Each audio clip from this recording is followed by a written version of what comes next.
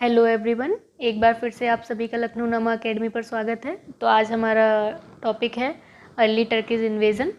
इस टॉपिक में हम 2 वीडियो ऑलरेडी बना चुके हैं, तो आप जाके पहले फर्स्ट एंड सेकंड वीडियो देखिए। और आज का जो टॉपिक रहेगा हमारा वो अर्ली टर्कीज इन्वेजन ही रहेगा। इस टॉपिक में आज हम बात करने वाले हैं कि हमने अब तक देखा कि तुर्क कौन थे, तुर्क का इस्लाम से क्या संबंध था, महमूद गजनवी के बारे में देखा, उसके आक्रमण के बारे में देखे।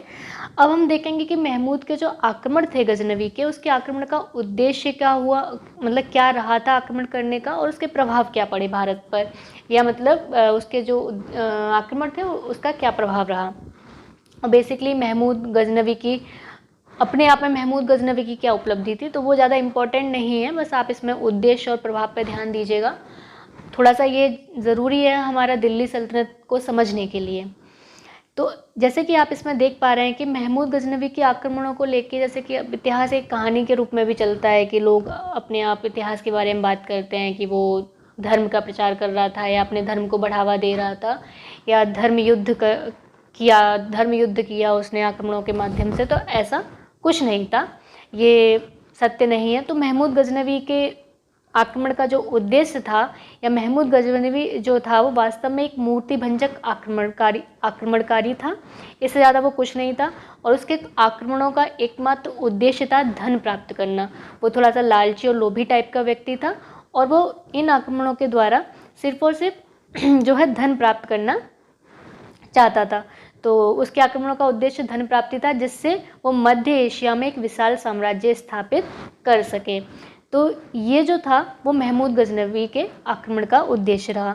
अच्छा, अब महमूद गजनवी में जैसे जिहाद की बात आती है, जिहाद का नारा दिया, या धर्म युद्ध की बात आती है, वो क्यों आती है?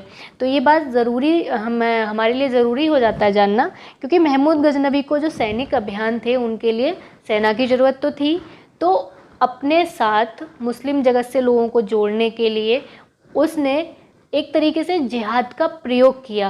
किस लिए? कि वो व्यक्ति जो सैनिक हैं जो कि धर्म युद्ध के नाम से उसके साथ आ सकते हैं, उसकी सेना में भर्ती हो सकते हैं, इसलिए उसने उन स्वयं सेवकों मान लो, या फिर जो गाजी होते थे, गाजी या उनको स्वयं सेवक होते थे, वो जो इस्लाम की प्रगति में अपना योगदान देते थे, तो उनको अपने सैनिक अभियान में जोड़ने के लिए उसने जिहाद का प्रयोग किया।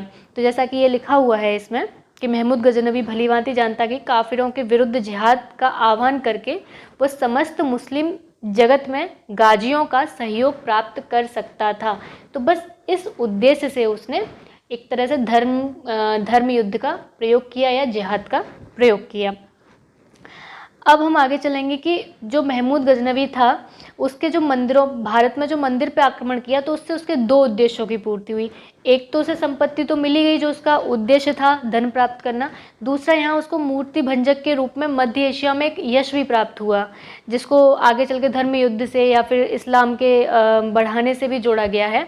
तो उसको दोनों उद्देश्य इससे यहाँ पे मंदिरों पे जो उसने आक्रमण किए, इससे उसकी पूर्ति हो रही है। एक तो उसे संपत्ति की प्राप्ति हो रही है, और मूर्ति भंजक के रूप में उसे यश की प्राप्ति हो रही है मुस्लिम जगत में। तो ये रहा जो उसका उद्देश्य था जो महमूद गजनवी के, वो ये थे। इस प्रकार हम महमूद के भारतीय हमले जो रहे भारत पर, महमूद के धन प्राप्त करने के लिए एक जो थे वो सिर्फ साधन मात्र थे। मतलब उसने जो भारतीय हमले किए वो धन को प्राप्त करने के लिए एक साधन की तरह उनका प्रयोग किया, जिनका उद्देश्य था मध्य एशिया में तुर्की फारसी साम्राज्य की स्थापना करना। तो महमूद गजनवी का अगर हम एक लाइन में देखें तो जो उद्देश्य रहा आक्रमण करने का वो था धन प्राप्ति, बस। तो ये रहा हमारा महमूद गजनवी का जो उद्देश्य था। अब हम आगे चलेंगे गजनवी की उपलब्धियाँ। ये ज़्यादा इम्पोर्टेंट नहीं है, बस थोड़ा सा है कि महमूद गजनवी स्वयं में क्या था, तो स्वयं में क्या था। तो वो एक सर्वोत्तम सेनानायक था, इसमें कोई डाउट नहीं है कि उसने शायद ही कभी कोई किसी युद्ध में वो पराजित हुआ हो। तो एक अच्छा सैनिक था। सैन्य अभियानों के माध्यम से उसने एक ख्याति प्राप्त कर रखी थी मुस्लिम जगत में, मध्य एशिया में, जो कि मध्य एशिया के इतिहास में उसका एक अच्छा खासा नाम जो है मध्य एशिया के इतिहास में जुड़ जाता है। किसके माध्यम से? सैनिक अभियानों के माध्यम से। दूसरा उसका था कि महमूद जो था वो क्रूर अपने देश में नहीं था, वो असभ्य मध्य एशिया या जहाँ से वो गजनी से बिलोंग करता था वहाँ पे वो क्रूर या असभ्य नहीं था, वहाँ पर वो कला और ज्ञान का संरक्षक भी था। और उसके दरबार में अल बरूनी, बैहाकी, उत्वी, फिरदौसी जैसे विद्वान जो थे वो उसके दरबार में थे। तो इस बात से पता चलता है कि वो काफ़ी विद्वानों का संरक्षण भी देता था, कला को प्रेम भी करता था, ज्ञानी भी था। तो ये उसकी व्यक्तिगत उपलब्धियां हैं। अगला कि और सबसे बड़ी बात है कि महमूद जो था वो कोई महान राजनीतिज्ञ नहीं था, ऐसा नहीं था कि उसने राजनीतिक रूप से कुछ किया हो, और ना ही वो एक शासक था, कुशल शासक इसको बोलते हैं। उसने कोई भी जनता के लिए वेलफेयर पॉलिसीज नहीं चलाई, उसने मतलब प्रशासन किया ही नहीं, वो सिर्फ सैनिक अभियान करता था, धन लूटता था और उसको जाके व्यय कर देता था। ऐसे उसने काफ़ी ज़्यादा निर्माण भी किए गजनी में, लेकिन हम उसको एक महान राजनीतिज्ञ नहीं बोल सकते हैं, ना ही एक कुशल शासक बोल सकते हैं। वह सिर्फ और सिर्फ एक, अगर उसको कुछ बोला जा सकता है तो उसने एक सैनिक अभिनायक तंत्र यानी कि मिलिट्री डिक्टेटरशिप से ही शासन किया, यानी कि वो सिर्फ सैनिक अभिनायक तंत्र का ही परिचय दिया उसने, वो एक कुशल शासक नहीं था।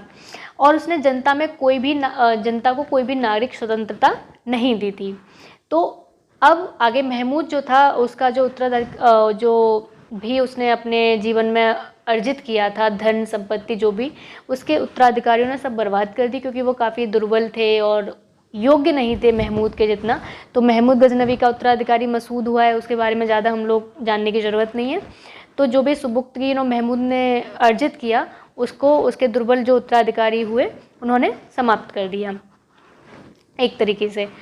अब हम एक तरीके से देखेंगे कि महमूद के आक्रमण का प्रभाव क्या पड़ा, सबसे ज़रूरी ये पॉइंट है। तो ये पॉइंट आपके जब तुर्की आक्रमण के प्रभाव की बात होगी या इन पे, तो वहाँ के लिए इम्पोर्टेंट है।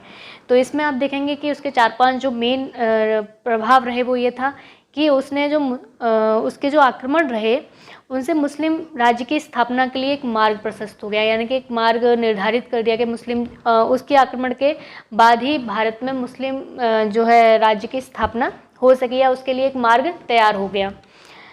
दूसरा उसका रहा कि पंजाब और मुल्तान, ये दो को उसने अपने गजनी साम्राज्य में विलय किया था।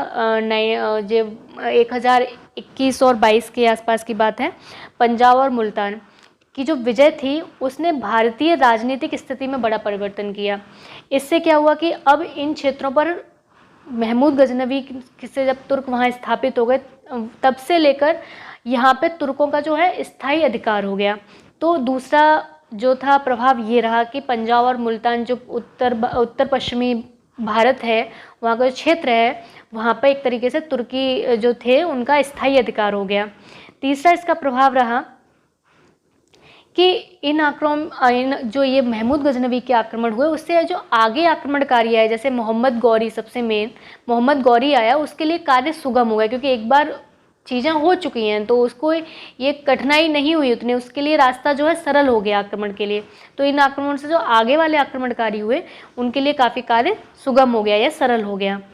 फिर चौथा अगर हम देखेंगे कि जो तुर्क थे वो इस्लाम धर्म का प्रतिनिधित्व करते थे, यानी इस्लाम को रिप्रेजेंट करते थे, तो इस धर्म का आगे चल के भारतीय राजनीति में भी काफ़ी प्रभाव रहा। तो एक तरह से इस्लाम का जो प्रभाव भारतीय राजनीति में दिखता है तो वो तुर्क आक्रमणकारी जो है वो इसका भी एक प्रभाव रहता है, तुर्क आक्रमण का। नेक्स्ट हम देखते हैं कि महमूद के जो आक्रमण थे उस समय पर जो भारत में एक विद्वान भी आया जिसको हम अल बरूनी के नाम से जानते हैं, और उसकी काफ़ी बुक फेमस है किताबुल हिंद। और इसको हम जब भारतीय इतिहास के स्रोत की बात करते हैं, मध्यकालीन इतिहास के स्रोत की, तो उसमें किताबुल हिंद एक काफ़ी इम्पोर्टेंट रोल प्ले करती है। इससे उस समय के भारत की जो तत्कालीन स्थिति थी, सामाजिक राजनीतिक जो भारत की स्थिति थी, उस स्थिति को जानने के लिए किताबुल हिंद जो पुस्तक है अल बरूनी की काफ़ी इम्पोर्टेंट है। तो ये भी प्रभाव है तुर्की आक्रमण का। तो दूसरा लास्ट इसमें पॉइंट देखेंगे हम कि लाहौर जो है, जो भारत के उत्तर पश्चिमी भाग पर पड़ता है लाहौर, वो धीरे धीरे करके फ़ारसी संस्कृति का केंद्र बन गया। तो ये रहा महमूद गजनवी के आक्रमणों का उद्देश्य, उसकी उपलब्धियाँ और उसका प्रभाव क्या रहा। तो आज की क्लास में हम बस महमूद गजनवी को ख़त्म कर रहे हैं यहाँ पे, और हम मोहम्मद गौरी से अगली क्लास जो है वो शुरू करेंगे। एक बार हम मोहम्मद जो गौरी है उसको सरसरी निगाहों से देखेंगे कि उसका कब आक्रमण हुए, उसके क्या उद्देश्य थे और उसके आक्रमण को क्या प्रभाव रहा। फिर हम तुर्की आक्रमण का जो टॉपिक है वो हमारा ख़त्म हो जाएगा। और अगर आप लोगों को ये इसमें कोई भी चीज़ में कोई डाउट है या कुछ पूछना है या फिर आपको कंटेंट में कुछ दिक्कत है समझने में, तो एक बार कमेंट करके आप बताइए ज़रूर, क्योंकि जब तक आप कमेंट नहीं करेंगे तो पता नहीं चलेगा कि एक्चुअली आप लोगों को समझ में आ रहा है या नहीं आ रहा है या कुछ परिवर्तन किया जाए। तो ये आपका छोटा सा कमेंट क्या होगा कि हम लोगों को मेरी मतलब थोड़ी सी सहायता कर देगा कि मैं आपको किस तरीके से कंटेंट प्रोवाइड करवाऊँ। कंटेंट की कमी नहीं है, बस थोड़ा सा आप एटलीस्ट इतना बताइए कि आपको समझ में आ रहा है या नहीं आ रहा है। तो आज की क्लास को यहीं ख़त्म करते हैं, और नेक्स्ट क्लास जो हमारी रहेगी वो मोहम्मद गौरी की रहेगी। तो आज के लिए बहुत बहुत धन्यवाद।